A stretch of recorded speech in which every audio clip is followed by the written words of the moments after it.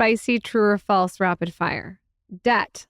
Is it good, true or false? It's good, true. Why? Because it's leverageable. I know there's a lot of great people out there that say zero debt. I'd say smart debt is good. If I look at when I first started, I started in the real estate industry, and I got in my first house with no money down, struggling to get it done. I finally got it done, and I borrowed money on that first house. It still cash flowed because it had 3 apartments in it. I took the money I borrowed and I bought another house. And then I finished that one and I borrowed money on that and I bought the third house. So I put good debt. Buying a Lamborghini or a car or a watch that you can't afford, that is horrible debt. It's stupid. Having your credit cards maxed and you're paying 25% so you can look good for 5 minutes. I would say, look like you're poor. Live hard for 5 years so you could live great for 40. That's smart. You just lily padded it. Really smart. School sets you up for success. True or false? False. Why? School sets you up to follow the rules. So what are you going to do with your 5 and 2-year-old? So I have 18 and 16. So I told the 18 and 60-year-olds since they were little, if they want to go to school for the experience, and my son might want to be a doctor, so he's got to, right? But if they want to go to school for the experience, they can, but they know that I feel it's a complete waste of time. I feel the same way. I'm sorry that I just say it, because there's some people going to want to shoot harpoons at me. It feels so refreshing to hear someone say that. To go to school, listen, do you know this? 76% of all people who get a degree don't use it. 76. 50% of the people who do get a job in their degree hate the job they're in. So what do you got? 13% of people that actually use their degree and love it. And you're taught such general knowledge that you get out of school and it takes you 5 years to figure it out. What I told my kids was this: if you want to go to school, totally cool. Go experience it. Did they? They're too young. No, I'm talking about the 16 and 18 year olds. My daughter's in 12th grade. They're still too young for college. No, but I don't think she's gone. Oh, I'm talking about school like too. College? No, like school. Like high school? Yeah, my little kids are homeschooled. Okay. So they're never going to go to school. I was waiting for him to say that. Yeah, That's what I thought you meant college. Okay. So my older ones, what I always told them, you can go to school, or the other side is find something you love. So for my daughter, she likes interior design. Okay. So in her job right now, as I said, find 3 people that you think are the best in the world of interior design.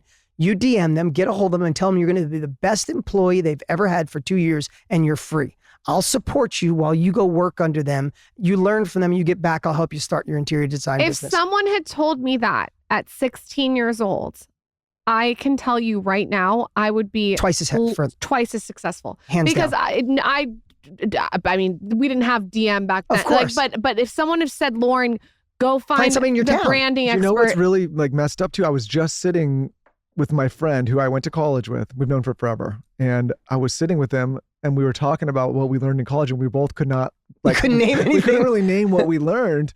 And anatomy? It's funny, I got my degree from the University of Arizona in regional development, and I don't even know where my diploma is, and I've never used it for one thing. I've never put it on. I never used it once. But I did have a good time for 4 years. Unfortunately, I had some parents who supported me and footed the bill, which was, I'm always grateful for. But I always think what would have happened if I would have just started my career 4 years earlier and saved my parents that money and said, hey, let me use it. I think that's so cool that you're giving your child that advice. Yeah. That's so cool. And I've pounded it into their head. So they have a choice. I think my daughter's going to follow that route.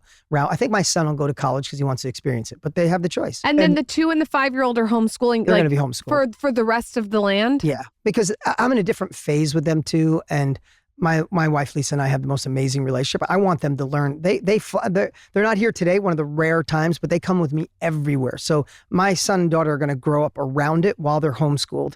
So I want them hands-on training from a young age. It's funny too, Les, I know you want to jump in, but a lot of the schools, and I'm just going to say this honestly, that would have never, ever looked at my application, would just thrown it right in the trash. We go and speak at those places now to the students. Isn't it pretty wild? And when I hear people say, well, how are you going to get a job?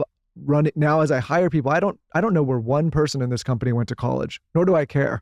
Same here. I don't hire based on college. I've never looked at it. You went to so-and-so. I'm like, can you do this job? So think of it as general knowledge compared to specialized knowledge, right? Would you want somebody to say, I went to school for 6 years for marketing, or somebody said, I've been booking Facebook ads for 5 years straight. Who do you hire, right? You hire the specialized knowledge. And that's kind of what our event is about, is everybody owns some kind of specialized knowledge, and somebody else is willing to pay for it if you understand how to get it to them. There was a young woman that started working with Lauren and I while she was, I think, in high school, but then college. And she was doing graphics and social media design. And she did it all through it. And when before she graduated, she's like, okay, I need to graduate so I can go to New York and I can go and apply for these jobs and da da da. And I go, what are you talking about? I was like, I'll hire you right now for this company. And I was like, you don't have to go to any of those places. Yeah, you could skip the whole thing. And hi Lydia, she fought me on it for a minute. And then eventually she started and she was the first hire for Dear Media to run all our social. Now she has her own business with all these great clients. Darlington. But it's so fun, Darlington. But it's funny because I remember talking to her and I saw the rationale. She's like, I got to go to school. Yeah, but that's the way we've been programmed. Mm-hmm. You need money to make money. Agree or disagree? Disagree. Why? Because think about this. If you could leave your children resources or be massively resourceful, which one? If you had to pick one or the other? Of course, be resourceful. Right? Why do most people hit the lotto, go broke?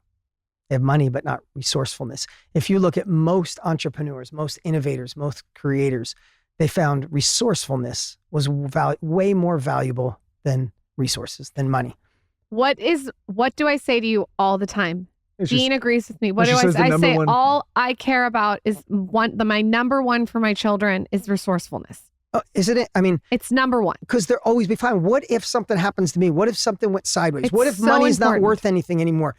You want resourcefulness. So I think the biggest lie we've been told is you need money to make money. And what it does is if you anchor that into people enough, then they think, well, I wasn't born on the right side of the tracks. Nobody in my family has money, so I will accept this life I don't like. So I like to be dramatic and tell people bullshit. Like that's not true. You know what? Best thing, you have AI. Go into AI, go into ChatGPT or even go to Google and type in, give me 20 entrepreneurs or business owners that started with no money. You will be shocked. It's the majority of them. Yep. It's the majority, especially when they're solopreneurs who started and built something great. Sadly, too, and it's even more sad because people don't feel sorry for this group of people, but individuals who inherit a bunch of money from successful parents and then more often than not go broke or end up really struggling with whatever drugs or this and that. Like there's so many of those stories. So many stories. And resources, not resourcefulness. Yeah, I personally feel bad for a lot of those people because they're almost set up for failure from the start. It's like you're given all of these things that someone had to work really hard for with no context of what it took. And then you have no idea how to really conserve it or keep making it. And then the world's at your fingertips and there's a lot of yes people. And then you struggle. Can I tell you two quick things? Because Sure. Your parents they used to call it the G3 curse. Generation 1 makes it. Generation 2 maintains it. Generation 3 blows it. Because Generation 3 never saw grandma and grandpa working their asses off to create it. They have no association with it. But if you rate, I geeked out on this because I never flew on a plane until I was 28 years old. My kids have never flown commercial. I've had a private plane since they were born. So how do you contextualize that to your children? It's hard. It's so difficult, right? So what I've been been whispering in my kids' ears since they were little is we are a baton family. And that's how they used to do it in Europe. In Europe, you would see 16 generations. Feeling that and way. I said, I am running the first leg of this relay. And when I'm done, I will hand you the baton if you want to run as hard as your father. If you don't, get a job and I will double your salary. You want to be a teacher at $100,000 or 80 grand or whatever it is a year, I'll double it. But I'm not handing you this unless you're ready to run the race. So since they've been little, they know they're not getting it. They're not trust fund kids. If they want to grab the baton, I want them to be smarter, richer, happier, healthier. I want them to be so much better than me. But they're not going to get it for nothing because it just ruins lives.